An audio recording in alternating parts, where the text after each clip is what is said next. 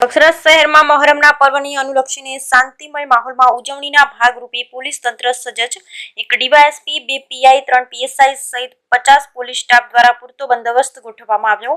અમરેલી જિલ્લા પોલીસ અધિક્ષક શ્રી હિમકરસિંહના માર્ગદર્શન હેઠળ બગસરા પોલીસ સ્ટેશન દ્વારા મહોરમ પર્વને અનુલક્ષી ને પોલીસ દ્વારા બંદોબસ્ત ગોઠવવામાં આવ્યો છે। ત્યારે બગસરા પોલીસ સ્ટેશન ખાતે ડીવાયએસપી સોલંકી સાહેબે જણાવ્યું હતું કે હાલ બગસરા શહેરમાં મહોરમ પર્વને અનુલક્ષી શાંતિમય માહોલમાં ઉજવણી થાય તેવા હેતુ અન્વયે એક ડીવાયએસપી, 2 પીઆઈ, 3 પીએસઆઈ સહિત 50 પોલીસ જવાનો સાથે ટીઆરબી અને જીઆરડી દ્વારા ટીમને તૈનાત કરી શહેરના વિવિધ વિસ્તારમાં સઘન પેટ્રોલિંગ હાથ ધરવામાં આવ્યું છે। શહેરમાં લોકો મહોરમ પર્વની શાંતિમય માહોલમાં ઉજવણી થાય અને કોઈ અનિચ્છનીય બનાવ ન બને તેને ધ્યાનમાં રાખી પોલીસ દ્વારા પૂરતો બંદોબસ્ત ગોઠવવામાં આવ્યો। રિપોર્ટ અશોક મણવર, અમરેલી।